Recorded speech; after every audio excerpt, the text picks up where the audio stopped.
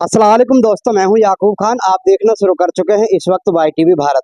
आपकी जानकारी के लिए बता दूं कि इस वक्त मेरी मौजूदगी पेमा रोड पर है, पुन्हाना में, वार्ड नंबर जो 1 में लगता है। और मेरे साथ एक पीड़ित इंसान है जिनके साथ में तकरीबन 50 लाख रुपए की धोखाधड़ी की गई है। आगे आपकी जानकारी के लिए बता दूं कि स्क्रीन पर ये बंदा जो आपको नज़र आ रहा है, इसका नाम समीम है, जिसके साथ में तकरीबन 50 लाख रुपए की ठगी हुई है और 50 लाख रुपए की ठगी का शिकार हो चुके हैं।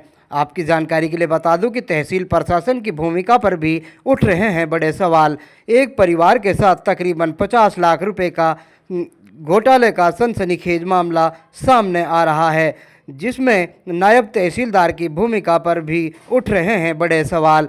आगे आपको बता दें कि नायब तहसीलदार भी इस मामले में कटघरे में खड़ा है। पीड़ित समीम अहमद ने आगे बताया कि फारूक मुबीन पंकज और चीकू ने षड्यंत्र रचते हुए एक फर्जी रजिस्ट्री धोखाधड़ी से उनके नाम कराई। शिकायतकर्ता समीम सादीपुर के अनुसार इन दोनों ने पंकज को धीरज बताकर 8 कनाल 2 मरला ज़मीन का सौदा तकरीबन 50 लाख रुपए में कराया। फिर जब समीम 10-15 दिन के बाद में म्यूटेशन चढ़ाने के लिए तहसील परिसर में जाते हैं तो उनको पता चलता है कि ज़मीन का मालिक असल पंकज है और इनके साथ में धोखाधड़ी हो चुकी है। जब इस बारे में समीम ने तहसीलदार से बात की तो तहसीलदार ने इन्हें आश्वासन दिया कि आपकी रजिस्ट्री को कैंसिल करा देते हैं और आपके पैसों को दिला देते हैं। तहसीलदार ने इनकी रजिस्ट्री कैंसिल करा दी। हमने भी कानून के जानकारों से इस बारे में मालूम किया तो कानून के जानकारों ने बताया कि जब एक बार रजिस्ट्री तहसील के अंदर हो जाती है तो उस तहसीलदार को अधिकार नहीं होता है कि उसको कैंसिल करा दे। वो रजिस्ट्री अदालत में जाकर ही कैंसिल होती है। आइए पूरा बयान सुनते हैं पीड़ित परिवार ने क्या क्या आरोप लगाए हैं पुन्हाना नायब तहसीलदार पर और क्या क्या उनके आरोप हैं। सीधा चलते हैं पीड़ित के पास और उन्हीं से जानने की कोशिश करते हैं कि उनके साथ में किस तरह से फरोल्ड रजिस्ट्री करा करके उनके साथ में धोखाधड़ी की गई है। नाम जनाब? Samim, Paima road, Paima road Punhana. ये जो आपका मामला चल रहा है जगह का, जो आपने पिनंगा में जगह ली थी, क्या पूरा मामला था? विस्तार पूर्वक थोड़ा बताइए। मैंने एक जगह ली थी वहाँ पे ढाणा रोड पे पिनंगा में। ठीक। तो जब वो जगह की पहले तो मैंने एग्रीमेंट करवाया था 2/12/2024 को। फिर उसके बाद 2 दिन बाद रजिस्ट्री करवाई। तहसीलदार उस दिन नहीं बैठा था जिस दिन एग्रीमेंट करवाया था। फिर जब तहसीलदार बैठा 2 दिन बाद तो मैंने उसकी रजिस्ट्री करवा ली 4/12/2024 को। तो जब उसकी रजिस्ट्री करवाई तो जब उसका मोटेशन चढ़वाने के लिए मैंने उसे दी, पटवारी को, एजाज पटवारी था वहाँ पे। जब उसकी मोटेशन चढ़वाने के लिए दी कुछ शायद 10 या 15 दिन बाद तो उसका असली मालिक है जो धीरज, वो आया भाईगन। उसने मुझसे बताया कि ये रजिस्ट्री मेरी है, मेरे भाई ने आपके साथ फ्रॉड आईडियो के साथ आपके साथ धोखा किया है। ठीक है। वो मेरे नाम की फ्रॉड आईडी लेकर गया और आपकी रजिस्ट्री ऐसे ऐसे करवा दी। मैंने उसकी कंप्लेंट फिर वहाँ दी पिनंगा थाने में। पहले उन्होंने दी, फिर मैंने दी, फिर मैं तहसीलदार से कागजात चेक नहीं किए थे उस वक्त? कागजात चेक किए थे। वो भाई उनके पास पैन कार्ड भी था भाई के धीरज के नाम से और उनके पास आधार कार्ड भी था जो थाने में जमा है पिनंगा के में, अब भी हैं। तो मैंने फिर यहाँ गए तहसीलदार के पास। तहसीलदार ने बोला था ये तो फ्रॉड हो चुका है, मगर आप ऐसा कीजिए, ये तो तब भी टूटेगी तब भी टूटेगी, आप इस रजिस्ट्री को वापस उन्हीं के नाम उतरवा दीजिए। ठीक है। तो मैंने उससे मना कर दिया तो उन्होंने बोला था मैं आपकी पूरी रकम आपको वापस करवा दूंगा। किसने बोला था? तहसीलदार।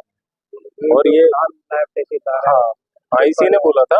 और जो इससे पहले एसडीएम था, उसी के ऑफिस में बात थी। और भाई एसडीएम भी मौजूद था वहाँ पे, जो लक्ष्मी नारायण? हाँ हाँ, वो भी मौजूद था।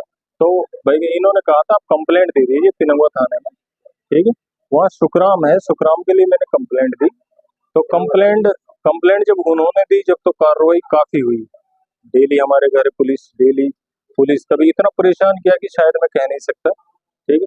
और जब मैंने उन्हें कंप्लेंट दी, जब रजिस्ट्री इनके नाम बैगन हो गई, जैसे भी उन्होंने करवाई, ठीक है, हमारी मम्मी को अंदर ले गए। ठीक है। वो बैगन नायब तहसीलदार थे, अंदर ले गए। तो अंदर क्या लिखवाया क्या नहीं लिखवाया अनपढ़ थी उसके साथ में। नहीं, मैं नहीं था, मुझे तो बाहर खड़ा कर दिया था, मुझे पढ़ने भी नहीं दी रजिस्ट्री। ठीक है। केवल आपकी अम्मा को अंदर से हाँ हम भाई भाई हमारी मम्मी, हाँ वो तो अनपढ़ थी, अंगूठा टेकती। उसको कोई मालूम नहीं था इसके बारे में। हाँ उसको कुछ मालूम नहीं था, सिर्फ इतना था भाई उनके सामने मैं नहीं बोल रहा था हमारे पैसे हमारे लिए मिल रहे हैं, ठीक है। और फिर भाई का उसके बाद जब वो रजिस्ट्री इनके नाम हो गई, इन भाई क्या नाम इसने कैंसिल कर दी जैसे भी है, ठीक। तो जब कैंसिल हो गई तो मैं फिर भाई के एयरगन पैसों के लिए गए, तो पैसों के लिए फिर इन्होंने कल ले जाना, फिर मैं दूसरे दिन गया, फिर इनका लैंग्वेज है जो अजीब सी हो गई, बदल गई बिल्कुल। हाँ बिल्कुल बदल गई फिर। और उन्होंने भी जो थाने वालों ने उन्होंने कोई इतनी वो नहीं की, ना कोई कार्रवाई की ना कुछ की, वो खुले भाई कान खुले घूम रहे हैं जो भी है। फारूक है जिमरावट का, और पंकज उर्फ चीकू जो यहाँ धीरज बन गया था, और एक तीसरा बंदा था मुबीन, वो भाई वो भी जिमरावट का ही था। उन्हें मैं जानता हूँ, उनके साथ और भी थे जिन्हें मैं जानता हूँ। अच्छा एक बात आप और खोल करके बता दीजिए विस्तार पूर्वक, जैसा कि जो नायब तहसीलदार नरेंद्र भारद्वाज है जिनके ऊपर वकील साहिबान एक बहुत बड़ा आरोप लगा रहे हैं भ्रष्टाचार का भी, और बहुत सारा आरोप लगा रहे हैं, क्या यही वो नायब तहसीलदार थे? यही थे वो, ठीक। नरेंद्र भारद्वाज यही थे, इसी ने रजिस्ट्री रिजेक्ट की थी मुझे आश्वासन देने के बाद, फिर आप और किसी और इसी ने की थी और इसी ने रिजेक्ट की थी। और मेरे पास सारे सबूत हैं जो भी हैं, जिनसे रजिस्ट्री हुई है वो भी है, ठीक। अब इसने किस आधार पे उसे कैंसिल कर दिया, किस आधार पे नहीं किया, ठीक है। अगर कैंसिल कर दिया तो मेरे पैसे रिटर्न होने चाहिए। तकरीबन कितने का घोटाला आपके साथ किया गया? 50 लाख रुपए थे। एसडीएम से आप मिले नहीं उसके बाद? नहीं एसडीएम का तो ट्रांसफर हो गया था तुरंत, उसके तबादला हुआ। एसडीएम का ट्रांसफर हो गया। और फिर किसी आला अधिकारी से आपने कोई?